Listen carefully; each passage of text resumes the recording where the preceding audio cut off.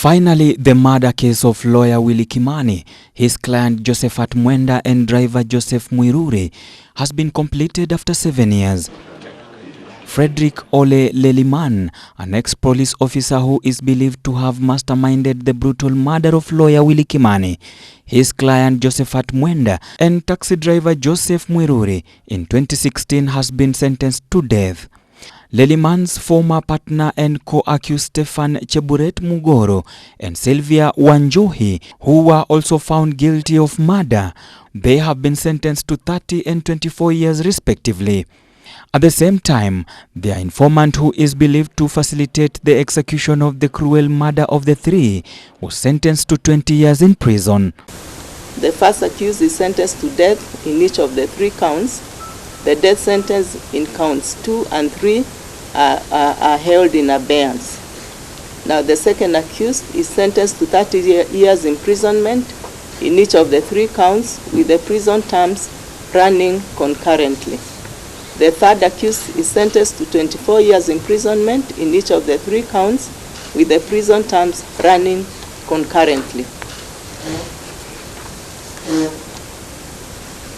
The fifth accused is sentenced to 20 years imprisonment in each of the 3 counts, with the prison terms running concurrently.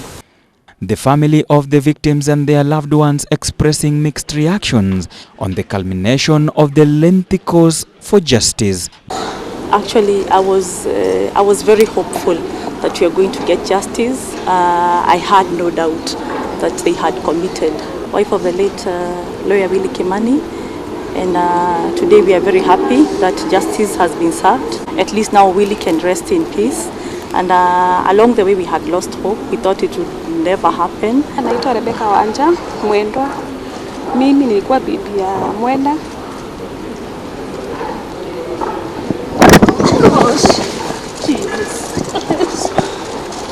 After 7 years tumepata justice. Okay, we had confidence with just receipt from the word go. Although haijakuwa rahisi, it was very tough. The charged persons will now be given the chance to serve their sentence under their years, given that considering the time they were in custody, awaiting this sentence.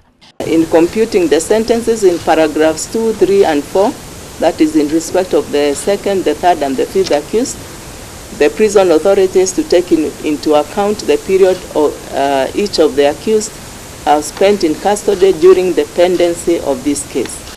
In her sentence, Judge Mercilessly described the brutality that Willie Kimani and his colleagues were treated as the highest level of cruelty.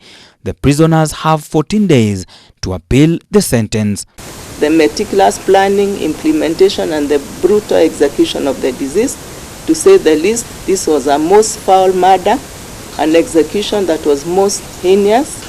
I also want to inform the accused persons that they have a right of appeal against both the conviction and the sentence within 14 days from today's date. Mimi Edward Mugambi, mimi ni brother ya Mwenda. Mimi nimefurahishwa na uamuzi wa koti. Hiyo tumengojea miaka mingi, kama miaka 7 hivi. Hii nilikuwa nimesikia vibaya sana kwa ndugu yangu.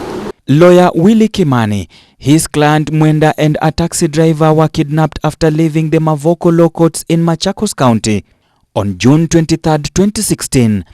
They were leaving the court session in Mavoko where Mwenda had filed a case against Fredrick Leliman.